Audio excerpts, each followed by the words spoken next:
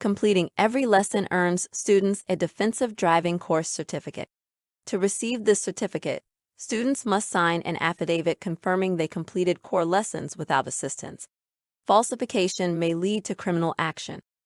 For Delaware licensed drivers, presenting this certificate to their automobile insurance agent results in a 10% discount on both liability and collision coverage. Additionally, successful completion leads to a 3-point credit on your driver record, valid for 3 years from the course completion date. Please note that this credit won't remove existing points on your record.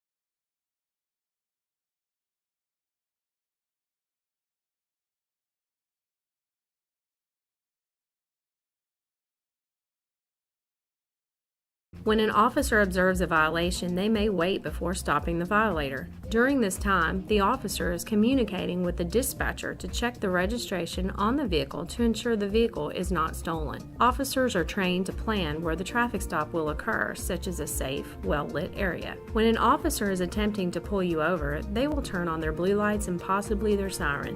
When it is safe to do so, pull to the right-hand shoulder or other area out of traffic, such as a driveway or parking lot. Place your vehicle in park, stay in your car, and place your hands on the steering wheel. If you do not recognize the car stopping you as a police car, turn on your hazard lights, continue to a well-lit area, and call 911 to see if an officer is attempting to stop you. The officer may approach your car on the driver's side or the passenger side if necessary to stay out of traffic. Good morning, ma'am. Good morning. My name is Officer Zuniga, Bowling Green Police. The reason I stopped you is because you ran a stop sign on Main Street. Do you have any valid reason for running the stop sign? I'm sorry, officer. I was in a hurry. Okay. Ma'am, do you have your license and proof of insurance? If you need to reach for your documents out of the officer's view, such as into a closed console or glove box, tell the officer before reaching for the document. You should not reach for items under your seat or in concealed areas of your vehicle. I do. My driver's license is in my purse. My proof of insurance is in the glove compartment. Can I reach out to get those? Yes, ma'am. Okay.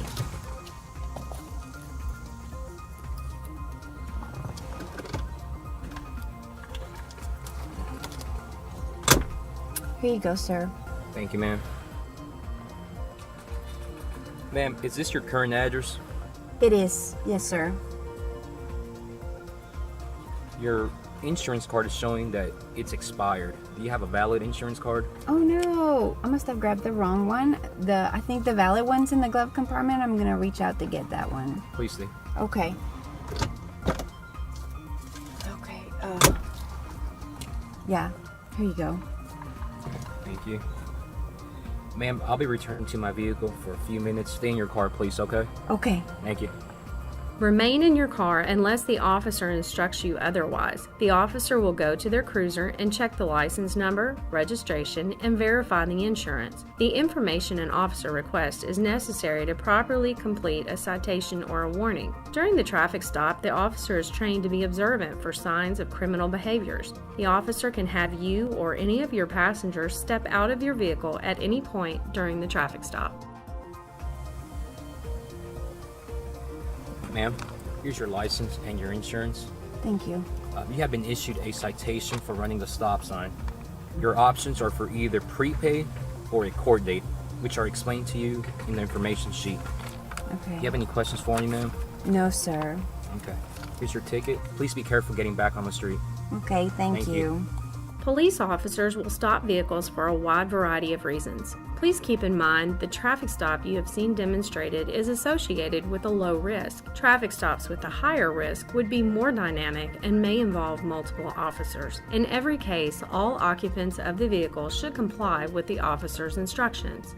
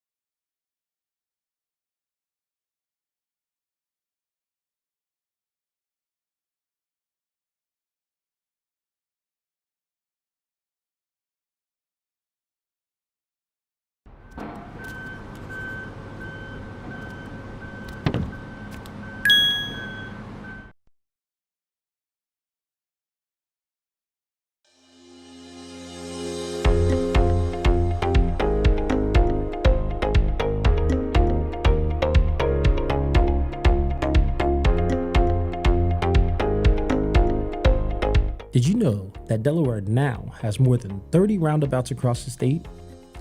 Roundabouts have many benefits over traditional four-way intersections. Studies of intersections that have been converted to roundabouts show that they improve safety, reducing severe crashes by 80% on average, promote lower speeds and traffic calming, reduce conflict points, and lead to improved operational performance. How should motorists navigate roundabouts? When approaching and entering a roundabout, motorists should slow down and prepare to yield to pedestrians and bicyclists using the crosswalks. Circulating traffic within the roundabout has the right of way and does not stop for vehicles approaching the roundabout. Once there is a safe gap, the motorist should enter the roundabout and select the appropriate lane to reach their exit point. Motorists should use their right turn signal as they reach their exit point. Oversized vehicles can also safely navigate around roundabouts through the use of the truck apron as seen here. Remember, yield in and signal out of a roundabout. With more than 7,000 roundabouts now in the use in the United States, understanding how to safely navigate a roundabout is useful knowledge in Delaware and wherever you may be traveling. Let's be courteous of our fellow drivers and help us all reach our destinations safely. For more information, visit this website. And please remember these rules when approaching a roundabout.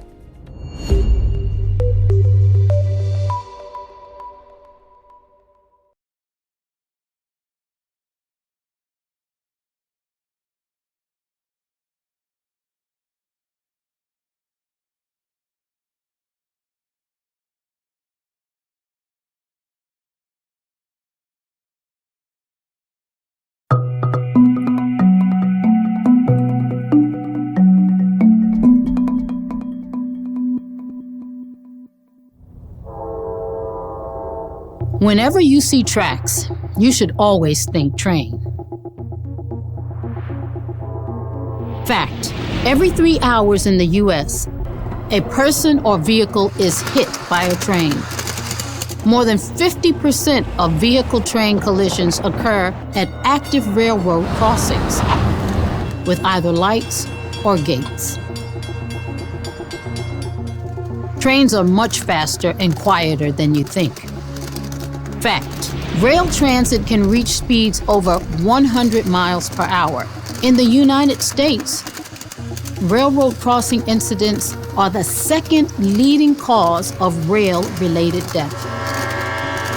A train going 110 miles per hour covers nearly 160 feet every second. Trains cannot stop quickly. A 100-car freight train averages over 12 million pounds, and it can take up to a mile or more to come to a complete stop, the length of 18 football fields. That means if they spot your bus on the tracks, they can't stop quickly. Since trains don't have steering wheels and can only run on tracks, they can't swerve out of your way. Fact: trains are much closer than they appear.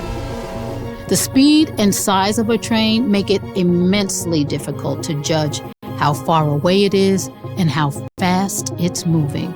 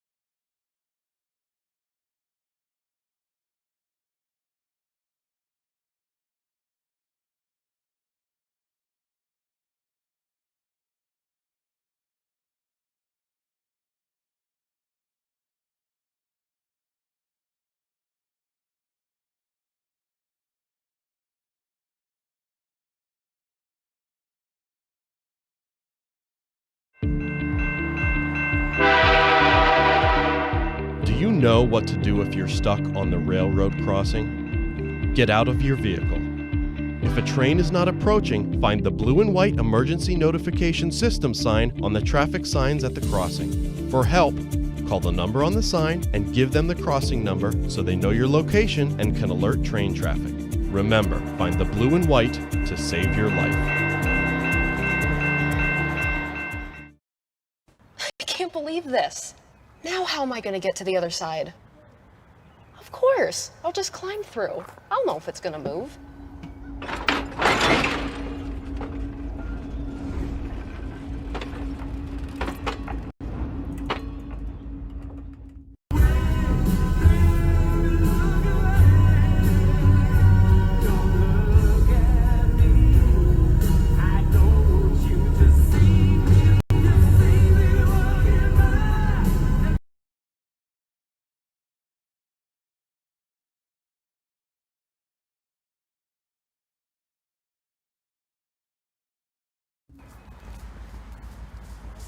Coach said he'd throw me off the team if I was late again. Wait, if I cross the tracks down there, I can save 10 minutes. I don't see a train. I'll hear it if it comes.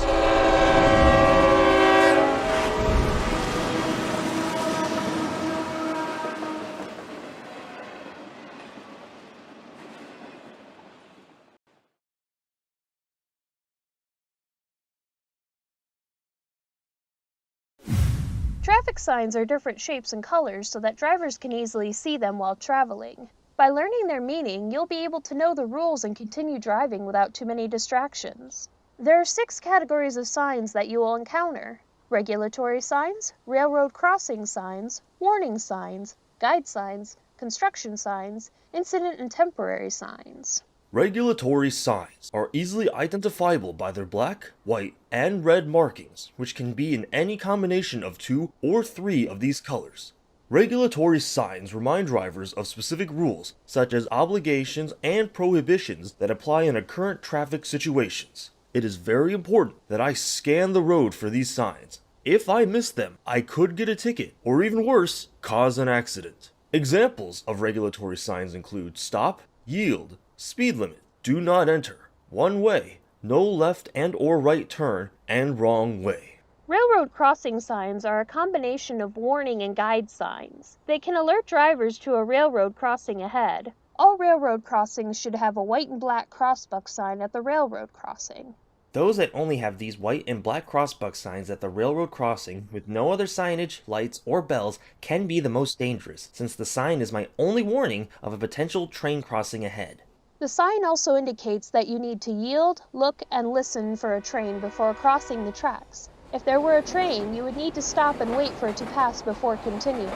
Some railroad crossings have red flashing lights, bells, and crossbars that block the traffic from crossing the tracks. If the flashing lights, bells, and crossbars are down, traffic cannot cross until the bar is raised and the lights and bells have been turned off.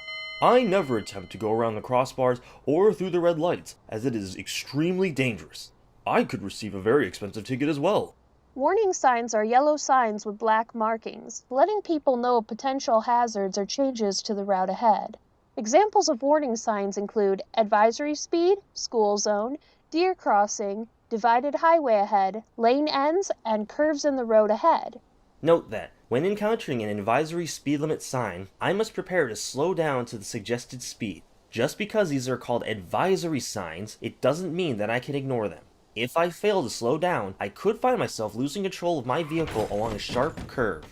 Guide signs are most commonly colored green, blue, or brown. These give drivers valuable information on different routes they can take. Green signs tell how far you are from a destination, the names of streets, or how to get to different cities and towns. Blue signs tell you where you can find goods and services such as fuel, food, police, and hospitals. Brown signs lead you to historical and recreational areas. Finally, if you really have to go, a guide sign can tell you how long you have until you reach the next rest area. Construction signs are bright orange and are there to alert you of construction on the roadway. It's important that I slow down when I see these signs, as injuring a worker or getting a speeding ticket in a construction zone could increase the penalties I receive. Incident and temporary signs are similar to construction signs. These signs are fluorescent pink signs which indicate to drivers that a dangerous situation is taking place on the road ahead. Incident and temporary signs are used to warn of natural disasters, accidents, and temporary road closures. Temporary signs are usually positioned on a tripod and are not a permanent road fixture. Use extreme caution when driving through these areas because conditions could change rapidly.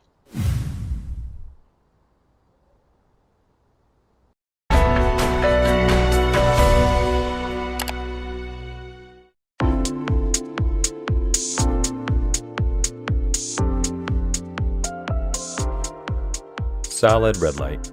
Put your vehicle to a complete stop and wait for green light. When seeing red light at the intersection, come to a complete stop and wait until the light turns green. You may turn right, but check for the sign that says, "No right turn on red," and follow them. If there aren't any, yield to the cross traffic and pedestrians before turning right. Flashing red light. Put your vehicle to a complete stop, look at all traffic, and proceed if clear. The easiest way to remember flashing red lights is to treat them the same as stop signs. You should come to a full stop, check the intersection, and yield right of way to others who got to the intersection before you, and then proceed when the coast is clear. Flashing yellow light. Look for any traffic and stop if there is any on your route. If there is none, proceed ahead. You should not stop if there is no traffic on your way. You don't have to stop at a flashing yellow light. You're allowed to turn right, but with reduced speed. Be cautious as you cross the intersection. Solid yellow light. Traffic is about to be stopped. If you are within no changing lanes, proceed quickly before the light changes red. If you are not close to the light, slow down and prepare to stop your vehicle. Solid green light. Proceed without stopping. You must not stop or slow down if you are within the speed limit.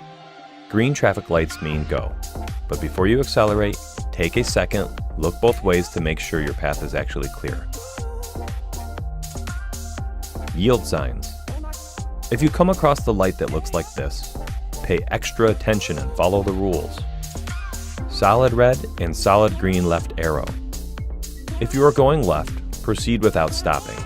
There may be some possible signs to yield on solid green arrow. In case you are going straight, put your car to a complete stop. Solid red and flashing yellow left arrow. If you are going left, yield to any oncoming or crossing traffic. If there is none, proceed without stopping. There may be a detailed sign beside lights that may instruct you differently. Keep yourself attentive and read the yield signs quickly. Solid red and flashing red left arrow. If you are going left, come to a complete stop. Look for oncoming or crossing traffic. If there is none, then proceed. There are some different types of yield signs that you may observe as per your state rules.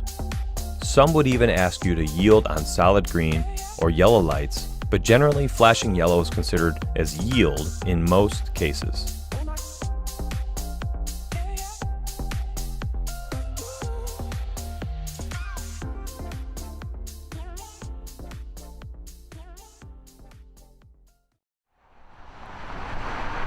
The pedestrian hybrid beacon, also known as the Hawk signal, normally shows dark indications to vehicular traffic and a solid hand indication signifying "don't walk" to pedestrians.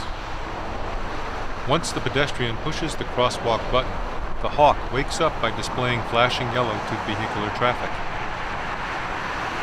It then goes to solid yellow, which, similar to a normal traffic signal, means the signal is about to turn red. The pedestrian continues to see the "don't walk" signal.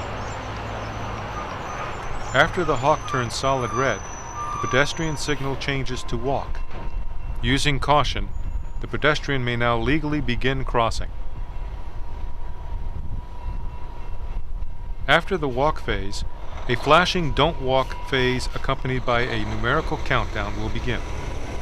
Pedestrians may finish crossing if they had already started, but they may not start from the sidewalk. Vehicular traffic sees flashing red. Each vehicle must stop, but then may proceed if safe to do so without endangering pedestrians or other traffic. At this point, the Hawk signal reverts back to its default mode of being dark for vehicular traffic and displaying "don't walk" to pedestrians. Should another pedestrian push the button soon after the previous walk phase, there will be a predetermined time to allow vehicular traffic to clear before the sequence starts again. Rectangular, rapid flashing beacons are warning devices at pedestrian crossings. Maintaining safety at these crossings is the responsibility of both pedestrians and drivers.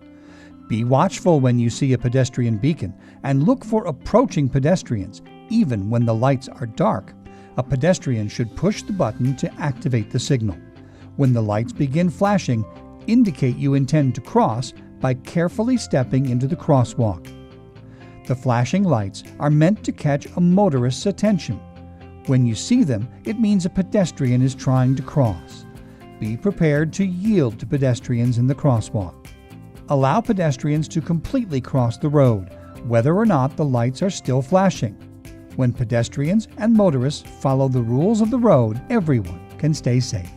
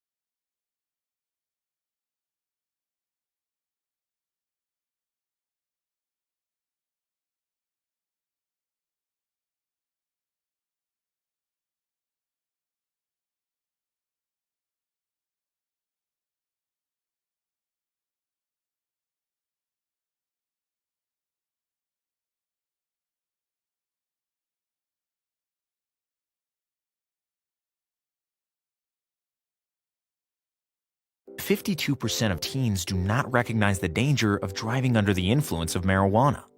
Being high helps me concentrate, so I am a better driver. Smoking weed reduces your peripheral vision, slows down your reaction time, and your ability to track all around your vehicle. If I'm drunk, smoking weed helps me sober up. If alcohol is already in your bloodstream, the THC in weed is absorbed much faster. Research has found this adds to your impairment. It's safe if my ride is high, as long as they're not drunk. Smoking weed hinders the brain's ability to handle the complex tasks of driving a vehicle. It can distract drivers in what they see, how they think, and how they react. The cops can't tell if I'm high. Police forces have drug recognition experts with special training to detect drug use, and future enforcement will include new roadside screening devices. Researchers have found that smoking weed 3 hours before driving nearly doubled a driver's risk of having a motor vehicle crash. There are some things that are up for opinion. The risk of driving high is not one of them.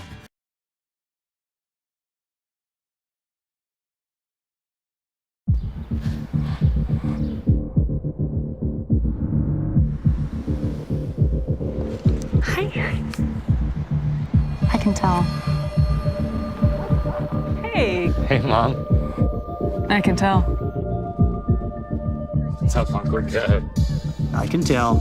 You've been driving high, haven't you? I can tell. And if you didn't know, driving high is a DUI.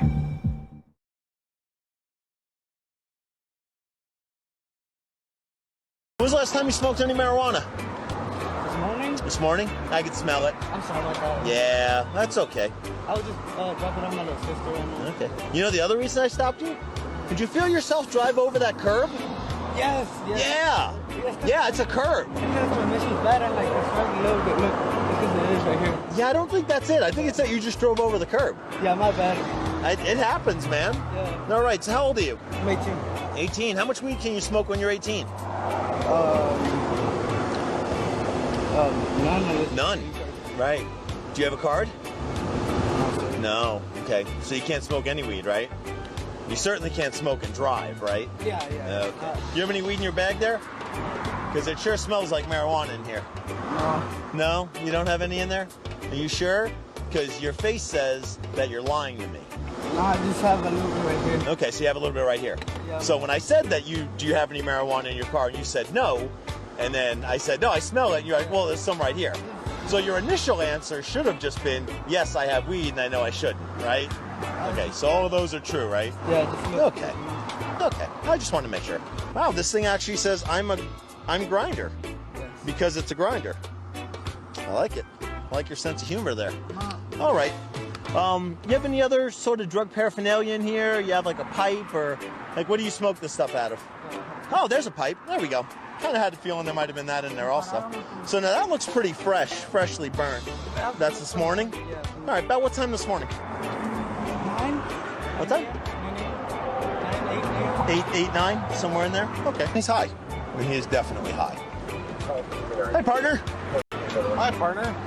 Ooh, I smell the fragrant odor of cannabis as I walk up to the car.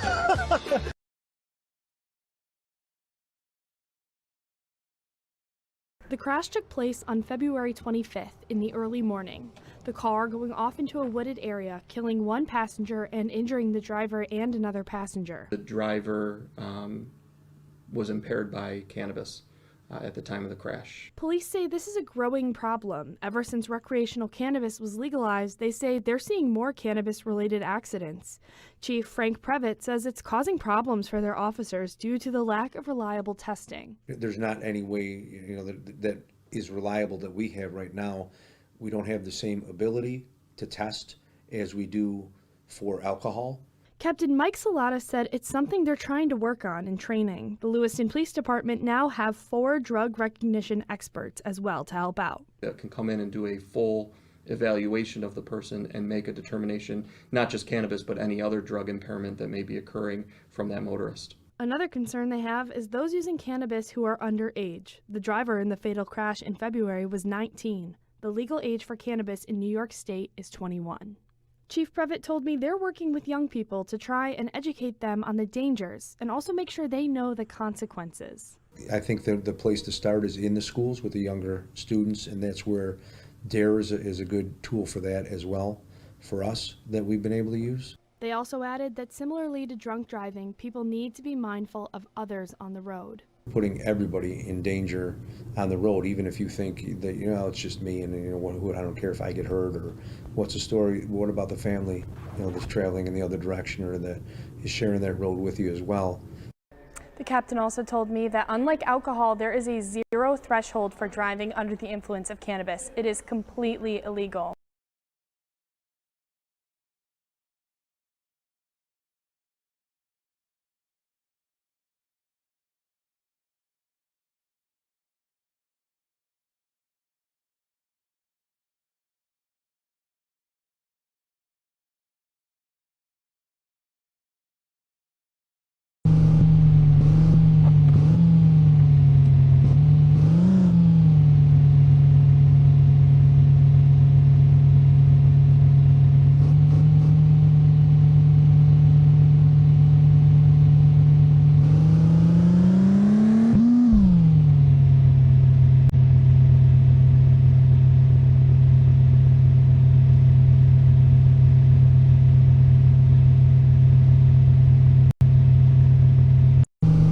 Construction workers put their lives at risk when working on the road. As drivers, we can help them stay safe on the job. Speed limits are lower in designated construction zones, whether or not workers are present, and the fine for speeding is double the cost of a regular ticket. Passing vehicles can pose a serious threat to workers who are focused on the job they're doing. Watch for workers on or near the roadway, especially the flag person at the beginning of a construction zone. The flag person helps control the flow of traffic through the area, and you must follow their directions, including slowing down or stopping. Keep plenty of space between you and the vehicle ahead so you can stop suddenly if necessary. Slow down and be careful so workers can get the job done safely and you can get to your destination.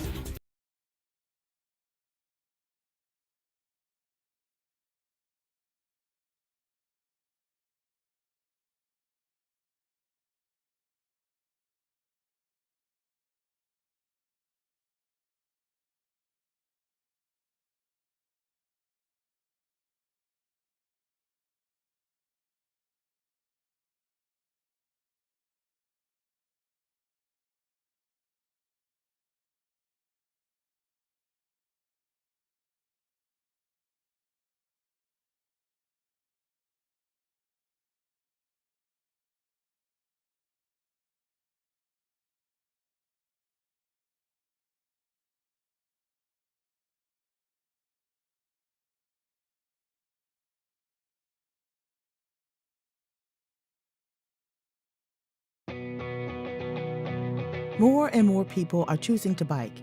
It is important for you, as a driver, to do your part and share the road responsibly and safely. People riding bikes are allowed to be on the road, in your lane, period. Bikes are recognized as vehicles of the road, and people on bikes share the same rights and responsibilities as drivers. A person may choose to ride in the road even when a bike lane is present. When driving, be a responsible road user and slow down. Remember that speed limits are limits, not minimums. Most crashes can be avoided by simply obeying the speed limit. Many roads are wide enough so people on bikes and drivers can share the same lane. If parking alongside a bike lane, be sure to look behind you for cyclists before opening your car door. In many states, this is the law.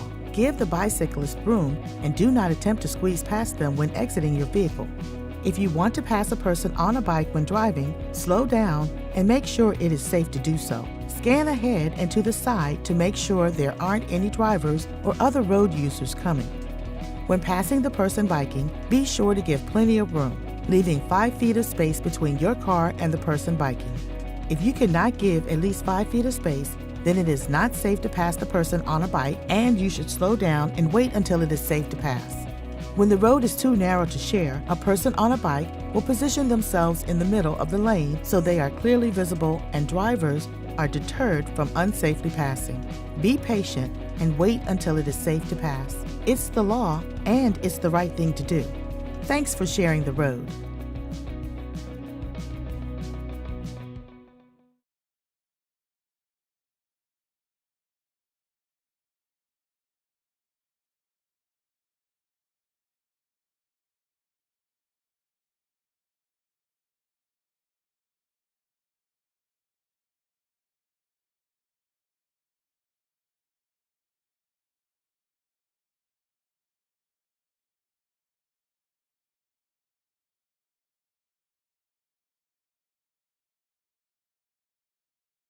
When a person with a vision loss is walking around the city, they will be using a white cane or a dog guide. We occasionally see problems with cars when a person with a vision loss tries to cross at an intersection. For example, the car coming to the intersection stops too far back at the stop sign or the red light. If they stop too far back, the person has difficulty hearing the car or knowing what the car will do. If the person in the car honks their horn, the person with vision loss has no idea why the horn was honked or who it was for. If the person in the car waves on the person with vision loss, obviously the person trying to cross with vision loss can't see them wave. Hey man, you can go! You can go! And if the person in the car yells it's okay to go, the person with vision loss doesn't know who the shout was intended for or if it's really safe to go. This is the correct way for a driver to approach an intersection where a person with a white cane or dog guide is waiting to cross. First, approach the intersection with caution. Stop at the white line or at the stop sign. When it's your turn, move cautiously into the intersection. If you turn right, look for the pedestrian. Stop if they have stepped into the street. Wait until they are fully passed and it's clear for you to go. Then make your turn. Please help keep our community safe. Practice safety at the intersection. For more information, contact the American Foundation for the Blind at www.afb.org.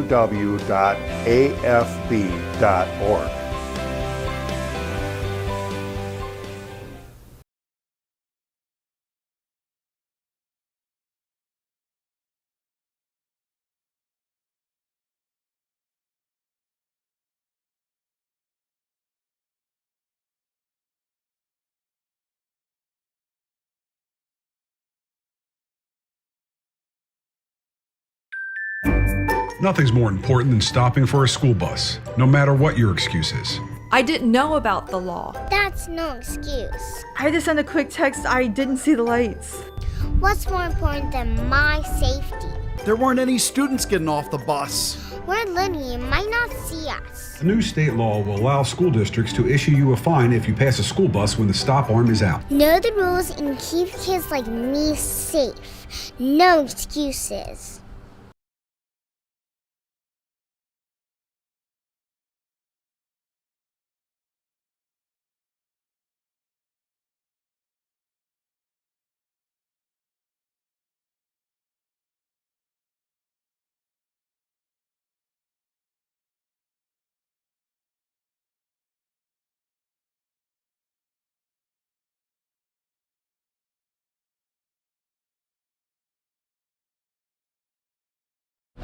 Slow down. Slow down and move over. And move over. When you see lights, Vests. Or reflectors. please give us some room. Slow down and move over. When you need us, We've got your back. Do you have ours? You got our back? you got ours. You got our back. Please slow down. And move over.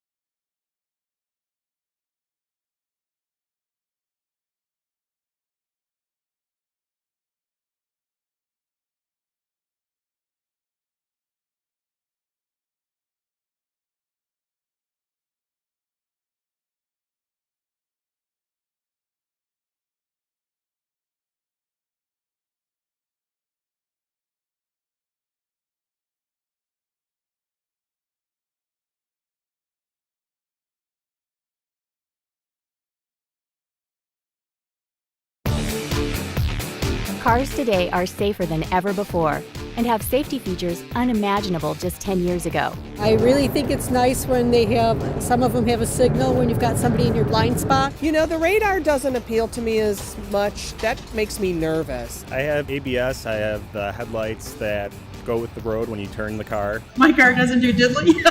Today, cars can help you see, park, stay in your lane, brake, keep your distance, and much, much more. Safety systems like forward collision warning alert you to stop, and adaptive cruise control, or ACC, helps you keep your distance and may even apply the brakes for you. These safety technologies do appeal to me. No matter how far technology can take you, they can do your job. A car that stops me from rear-ending someone is definitely cool. Let me get that car. Most of us have been rear-ended by someone. Rear-end collisions are responsible for nearly 3 out of 10 crashes that end in serious injuries or death each year. A car that has a backup warning system, it beeps when you're getting close to another object that's big. It could be a child, it'll beep usually at a system that goes beep, beep, beep, beep, beep, beep. 2 children are killed every week in the U.S. by a car backing up. Backup cameras are now on many cars and will become standard. What you may not know is that backing assist features like backup cameras, backup warning systems, and even rear cross traffic alert help you see what's hidden. I definitely think the technologies will make me a better driver. My Car Does What helps you understand the safety features being installed in cars that help you drive safer and smarter. So when someone says, "My car does what?" now you'll know. Know more? Drive safer. Explore mycardoeswhat.org.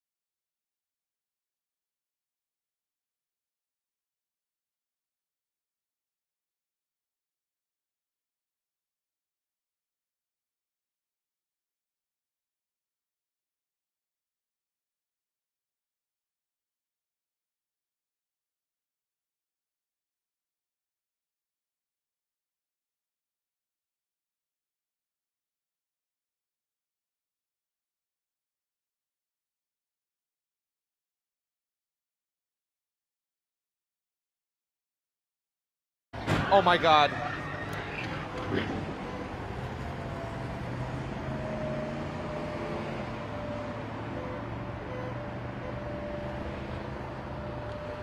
Yes, it did. Live. Oh my God. Oh.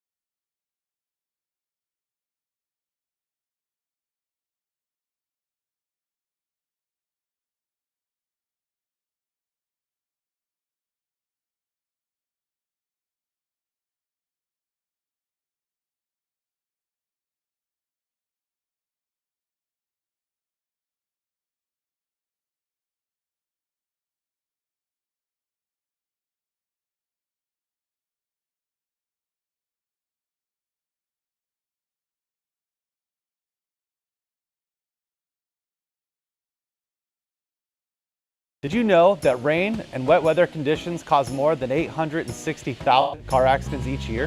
Driving safely in the rain requires diligence because wet roads make for hazardous driving conditions. That's why we urge all motorists to review the following 10 steps before driving in the rain. Tip 1. Make sure your car is in working order. Inspect your windshield wipers, headlights, turn signals, tail lights, and tire treads before driving in the rain. Tip 2, plan your route. Before you hit the road, check your local road conditions for things like road closures and traffic. Consider leaving earlier than usual so you're not rushing while on the road. Tip 3, turn on your headlights. Headlights not only help increase visibility in bad weather, they're also required by law. In California, you must turn on your headlights whenever you use your windshield wipers in bad weather conditions. Tip 4, leave extra room between other vehicles. Wet roads can affect your braking distance. Adjust your following distance to appropriately match weather and road conditions. In heavy rain, this can mean doubling your typical following distance.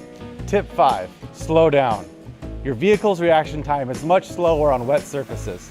As a rule of thumb, you should decrease your speed by 1/3 during wet conditions, especially when it rains after a dry spell, because fresh rainfall can bring up oil and grease from the road and create slippery road conditions. Tip 6, avoid sudden movements.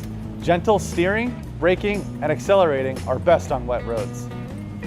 Tip 7, never use cruise control in wet conditions. Cruise control can interfere with your vehicle's ability to slow down while hydroplaning, which is when your vehicle slides uncontrollably on a wet surface. Tip 8, exercise caution when approaching standing or flowing water on roadways. Driving through standing water can cause hydroplaning, and fast-moving flowing water can sweep your car off the road. In these conditions, it's best to turn around and find another route. Tip 9, if your car begins to hydroplane, stay calm, avoid slamming on your brakes, gently ease off the gas, and continue to steer in the direction that your car is headed until your vehicle gains traction again. If your car has anti-lock brakes, you can brake normally. Tip 10, pull over if you have to. If you can't see cars in front of you or you're having a hard time controlling your vehicle, pull over and wait for the weather to improve. You're now more prepared to safely drive in the rain. Remember to be extra vigilant and employ these safety precautions during the rainy season to avoid an accident.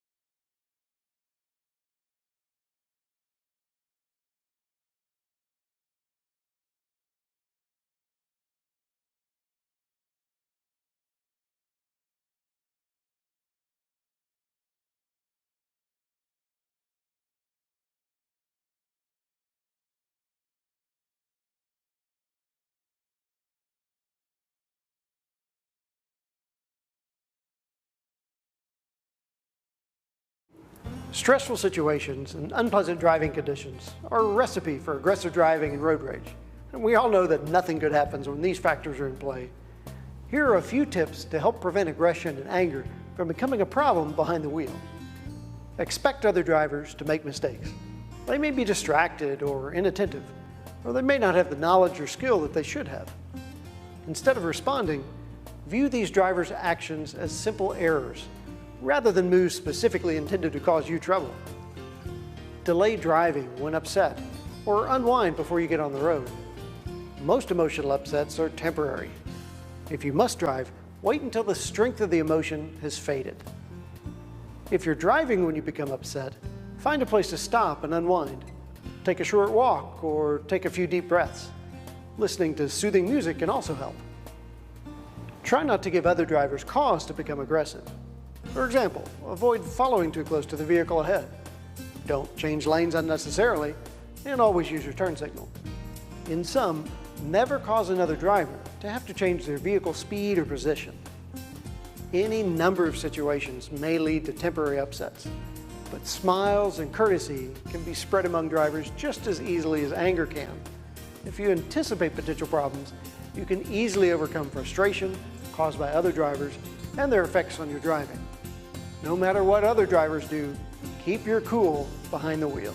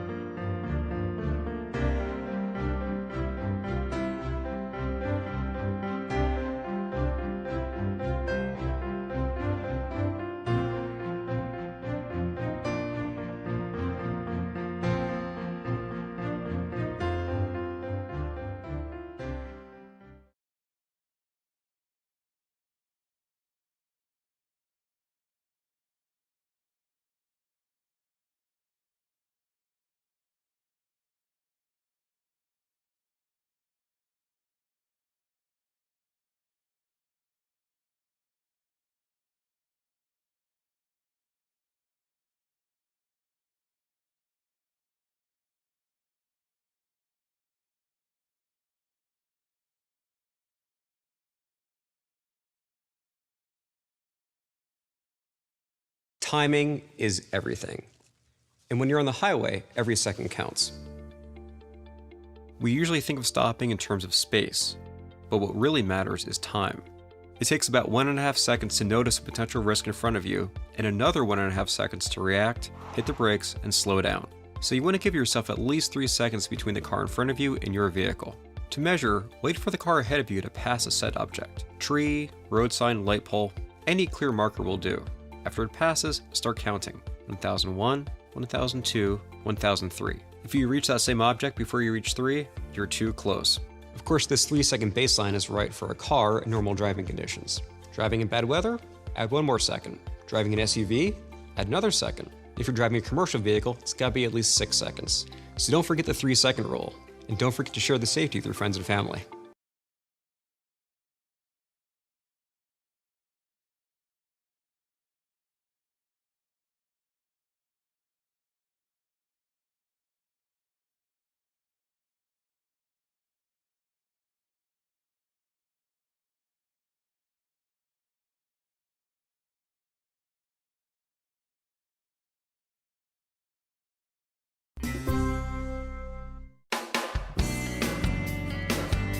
So today we want to talk about passing rules. And the first thing is that passing should always be done in the left lane. We should never pass a car to the right. It should always be done to the left. And the first thing we want to do if we want to make a good, safe pass is to put our indicator on and let the vehicles behind us know that we want to make this action of passing to the left. The second thing is you can never pass over a solid line. So if you're in a situation where you're on a highway or in a situation where the line is solid, a pass is not allowed over a solid line. It has to be a staggered line. So we want to wait for that part of the highway where our line is staggered, and that's when we can make our pass. You can't pass over a solid line. So you're going to put your indicator on, and then you're going to start to look. You're going to start to make sure it's safe to make the pass. The first thing might be to check your mirrors, so you want to check your side view mirror to make sure it's safe. Then you want to quickly turn your head, make sure there isn't any other car in our space of which we want to pass, and then we want to move our car into the lane and pass the vehicle on our right side. Then the train of thought then is, when do we move back into the lane that we came from? And the rule of thumb on that is that we need to see the car that we passed completely in our rear view mirror, and then at that point we know that we have enough distance to safely put our indicator to the right and move back into that lane. So those are some rules on passing. Again, never over a solid line. Make sure you put your indicator on before giving your indication of where you want to pass, and then make sure it's safe to do so. You have to check your mirrors, turn your head, and in those ways you can make a nice, safe pass.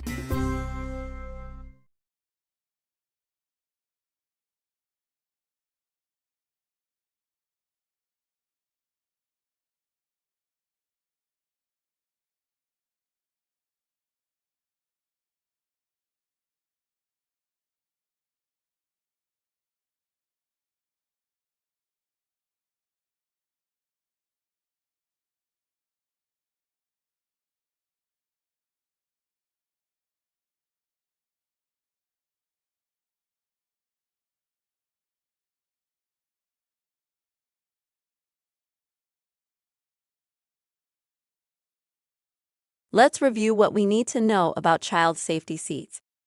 Delaware law requires all children under age 8 or under 66 pounds to be properly restrained in a child safety seat or booster seat. Children under the age of 1 should always ride in a rear-facing car seat. Children 1 to 3 years, keep your child rear-facing as long as possible. Once the rear-facing seat is outgrown, your child is ready to travel in a forward-facing car seat with a harness and tether. Once they outgrow their forward-facing car seat with a harness, it's time to travel in a booster seat but still in the rear seat.